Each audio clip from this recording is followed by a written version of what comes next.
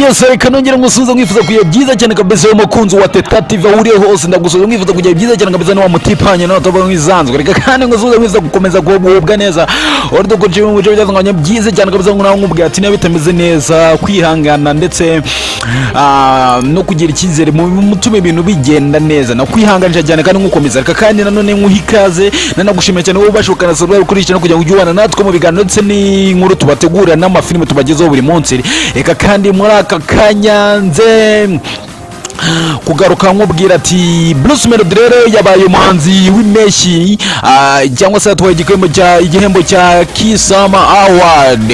Maivo ya Meddy higika izindi muri Kisama Award aho yatwaye igihembo. Reka rero noneho nze nkubwira byinshi kuri irushanwa aho nkubwira ko Bruce na umuhanzi Bulldog adaciye ku ruhande yavuze kiri ku mutima we cyane kabisa dore ko hariya yarahagarariye hip hop ndetse yanakiri igihembo cyahawe J-Pop. Nibyo njye kukuvira umuzingo ese niki Bulldog yatangaje nyuma y'irushanwa ibitavuzwe rumwe nibi nicyo gitaramo cya mbere kibaye nyuma y'igihe kinini abantu barimo maze badahura imbona nkubone ngo habe ibitaramo batwike koko abagasho mu rwego rwo kwirinda COVID-19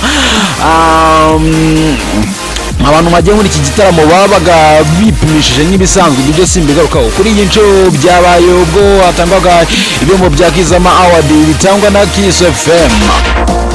Byatanzwe kuri uyu wa gatandatu ku itariki 23 Ukwakira 2021 muri Kigali Arena. Itangwa ry'ibi bihembo ryayobowe na Nkusi atawunganirwa n'abandi banyamakuru bakorana kuri Kiss FM. Muri ibi bihembo utunganya indirimbo w'impeshyi Besama producer yabaye Element, akaba ari umwana muto cyane kabisa w'imyaka igera kuri 20. ni umwe w'amavugo cyane kabisa yahigitse abarimo Medbeat, Ayo Lash, Ishimwe Clement na Bobo Pro. Kisibyo kuko kandi kuko yakira iki gihembo yavuze ko ashimira abantu bamubaye hafi, agaragaza ko umwaka ushize yari yabwiye abakunzi be ko uyu mwaka ariwe uzagitwara none bikaba bibaye. Ati ubushize abantu barababaye cyane, ndababwira ngo ubutaha hazashya. Ndashimira Imana yandinze, ndashimira Imana ko nayisabye kuzatwara iki gikombe kuva umwaka ushize. Ndashimira umuryango wanjye, abanzi ndetse n'aba producer bagenzi banjye ndetse n'itsinda ryanjye dukorana muri Country Record. Ndashimira abanyarwanda muri rusange. Nyuma yo guha igihembo Element, Bruce Melody yasusurukije abari bakurikiye ibi birori aho yaririmbye indirimbo ze zirimo nka Caterpillar, Sawa Sawa yakoranye na John Calligraphy igezweho muri iki gihe. Hashize hahise hakurikiraho gutangaza abahanzi bari mu cyiciro cy'umuhanzi mushya w'impeshyi Best Summer Artist, aho hari hahatanye abahanzi barimo Papa Cyangwe, Dorcas na Vestina, Symphony Band, Neo Bosco ndetse na Konfi. Ahangaha rero muri iki cyiciro watwaye iki gihembo ni Munyaneza Confiance umaze kumenyekana ku izina nka Konfi. Yakira iki gihembo yashimiye abantu bose bamuhaye hafi mu rugendo rwe rwa muzika. Ati ndashimira Imana, icyakabiri ndashimira abafana banjye, ndashimira mama wanjye waje hano, ndashimira buri wese waje hano ku bwanjye. Nyuma yo guhabwa iki gihembo Konfi hamwe na Gabiro Gitari baririmbye igikwe iri mu ndirimbo zikunzwe muri iki gihe. Iki nakubwira kandi none kuri iki gihembo cyahawe Konfi nuko iki cya Best New Summer Artist Papa Cyangwe umwaka ushize nanone iki gihembo yakinyuze ku ruhande, dore ko imwe mu itsinda ry'itage hamwe na Rock Kirabiranya bahise bamutegurira igihembo bakora ikirori cyo kumuha iki gihembo, bivuga yuko bakimwibye aka kanya nanone yararimo ariko ntago yaje kucyegukana. Ni ibintu byinshi bitajya bivuga rumwe, bivuga yuko Papa Cyangwe iki gihembo yarakwiye kugitwara ndetse byaje kurangira Papa Cyangwe arebye ku ruhande. Sibyo gusa harimo mu bashyigikiye witwa Neo Bosco ndetse na Dorcas na Vestina, gusa nabo byaje kurangira barebye ku ruhande. Ariko nkuko rero bigaragara none nuko Konfi nawe ari mu bahanzi bakoze cyane uyu mwaka. Hahise hakurikiraho gutanga ibindi bihembo birimo icy'umuhanzi wakoze cyane mu mpeshyi Best Summer Artist, aho mu bahataniye bari harimo Social Mula, Juno Kizigenza, Butera Knowless, Meddy na Bruce Melody. igihembo muri iki cyiciro cyawe Bruce Melody mu ijambo rye yavuze ko iki gikombe yahawe biba bishoboka ko yari kugi uwitwa Juno Kizigenza yafashaga muri muziki. Ati ndashaka gushimira abantu bose bankunda nta kindi mbaharetse umuziki, kandi ndashimira Imana kubw'Imana yamaye nayisabye ndetse n'itsinda dukorana. Ndashimira Element, Medbeat n'abandi twakoranye iki gikombe.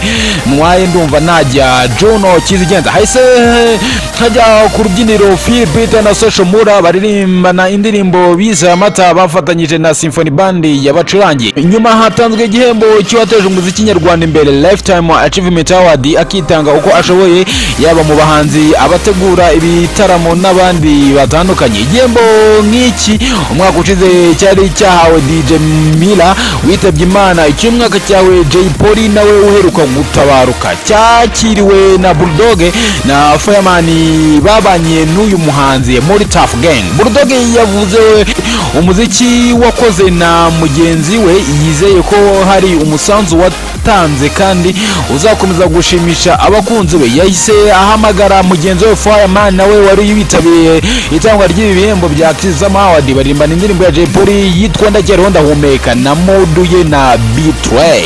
Ibi birori tukiri kuri hano kuri Boda, mumwe mu magambo yagiye atangaza Bulldog yagize ati icyo nifuza aka kanya nuko muri Kizama y'utaha hajyamo abahanzi baririmba muri mu njyana za hip hop, cyane ko ibi bihembo nta muhanzi n'umwe mu hip hop wagaragaye. Yagize ati icyifuzo cyanjye nuko ubutaha natwe twaba tuhagazanga cyane kabisa. Urumva ko nicyo kintu yavuze, avuga ati byaba byiza murebye ko n'izi ndirimbo z'ama hip hop zajya zijyamo. Ibirori byasozwe no gutanga ibihembo indirimbo y'Impeshyi Best Summer Song, aho ahatanye zirimo Igikwe ya Gabiro Gitale na Confirm Ivo ya Medi, Katapira ya Bruce Melody, Amata Phil Peter na Social Mula na Awe ya Alia Ways yafatanyijemo na Juno Kizigenza. Ivo ya Medi ndiyo yabaye iya mbere za kuzigizi zose. Mu butumwa bwatamukijwe bw'uyu muhanzi usanzwe wo muri Amerika yagaragaje ko ashimira abanyarwanda bose. Ati ndashimira abanyarwanda n'abandi bahanzi bitanga kugira ngo umuziki nyarwanda ukomeze kuzamuka. Ibi birori byashyizweho akadomo na Airways na Juno Kizigenza baririmbya baherutse guhuriramo uwa babiri. Ibyama bitandukanye rero byari byabukereye mu itangwa ry'ibi bihembo. Reka rero ngushimire cyane wowe umaye agakanya kawe kangurikiye hano kuri Teta TV. Ndakubwira ko uri umuntu w'ingenzi cyane kabisa. Muga ati niba ariko kigera kuri yica no kora subscribe kugira ngo ujye ukurikira makuru yose ashyushye biz gatatu kuri gatanu. Icyo kurikira hano ubu ati rero ukomeze ugiye byiza cyane kabisa. Amahoro y'Imana bana namwe ndi Irene Nzobo kugira ngo ujye ubana natwe nuko waza gukora kuri subscribe ugakora share like ndetse n'igitekerezo cyawe n'inyunganizi rero kuco kutugira inama cyangwa se ukaba watwungura n'igitekerezo cyangwa se ukaba watubwira ingingo wakiriza ko twaza gutegura ubutaha. Reka mugatero ukomeze ugire byiza cyane. Amahoro y'Imana bana namwe. Ciao ciao.